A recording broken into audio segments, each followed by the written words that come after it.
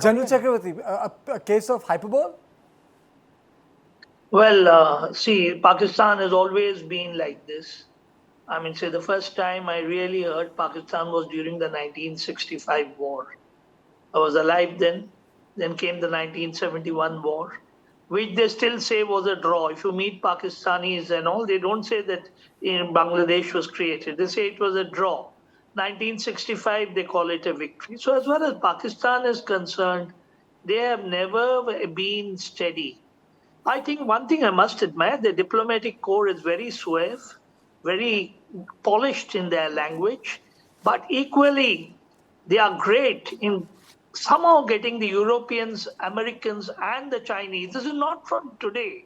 Right from the days of President Ayub Khan, I have been seeing that the Europeans, Americans, and the others, and of course the generals are all trained in the United States. So the US also, despite being everything with us, somehow, there is a soft corner for Pakistan. And this allows them to constantly waver from one side to the other. And they have always, had a very shifting positions. I mean, say, the U-2 aircraft, which was, launched from one of the Pakistan bases and was shot by the Soviet Union. You look at their stance on Afghanistan. You look at their stance today whenever Americans want something, whenever the Chinese want something. It's a state which doesn't go on any steady principles. There is no restraint. There is no botheration for the people. It's a feudal state, if I may put it.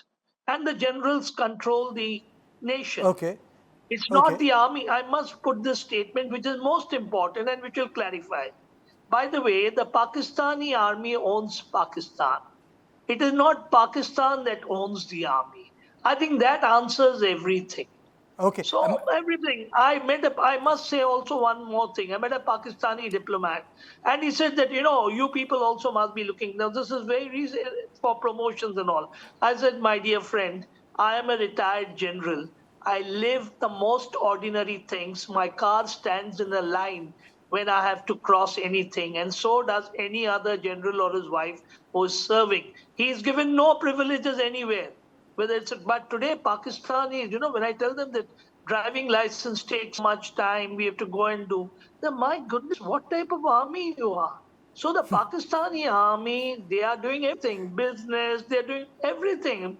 As a matter of fact, soldiering is a part-time profession, if I may put it, as far as Pakistan is concerned. And they're least bothered about all these, what we are talking. Oh yes, there's a very fine book written by Aisha Siddiqa, Pakistani Cooperation. Very quick comment from Ambassador Bhattacharya, and then I'll go back to this issue of incursion. So is it fondness or dependence? I think there is a two-way traffic that there is between the Pakistanis and many of their foreign partners. In some ways, China has been able to use Pakistan to keep India within, or that's what their intention has been, to keep India within a South Asian framework. For Turkey, it has been an expansion of their Islamic identity and their aspirations for a certain representation in the Islamic community, which is why they use Pakistan. And for some of the other Islamic states, and I think there we see a change, because the kind of support that Pakistan got from the Gulf states in the past is hardly present today. And they have changed the position very significantly.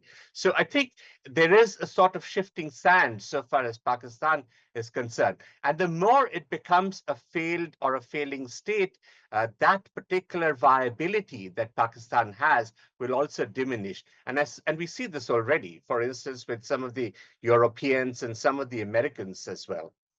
Okay, let me go to now Dr. Mishra. Dr. Mishra, now LOC has become very, very hot.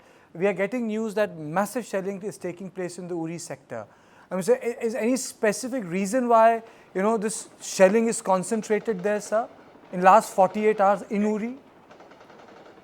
It's only at Uri. In fact, it has started from 1800 hours today evening. Again, it has started, and more or less, it is very heavy artillery weapon. They are using it. The range is about 15 to 18 kilometers range, and they are hitting only at Uri and to some extent Nowshera. But more or less, it is on Uri. because you see, this is the place. There are two places where their militants can enter. The penetration tactics, they want to follow it at Uri, so as also at at Samba. These are the two places they want their jihadis to penetrate. Of course, they have attacked through drones and missiles. That's a different issue. But you see the geographical position of Uri. There are so many gaps, and they give this firing cover, heavy firing cover, so that their militants can penetrate easily through the gaps, and they go to their sleeper cells and where they get the concealment, and they can get the go to their hideouts. Similar thing they will do it in Jammu border, because the Jammu border is that because it is very close to national highway. It's hardly 7 kilometers from national highway, which goes from Pathankot to Jammu. So this Samba area is very, very volatile. And Sialkot, once it fires heavily, they give artillery fire like that of Uri. Whole night yesterday they were firing. And in fact, the officers, BSF officers, they came to know after Jammu was, when these drones were fired on Jammu and they were brought down, and the heavy firing started from Sialkot on Samba, they came to know there will be a penetration. Similarly, Uri also penetration will be there because there are few camps still exist opposite to Samba at Sialkot. Even though we have demolished two of their camps, militant camps there, still they have, because they are being sheltered by army and ISI at Sialkot headquarters. And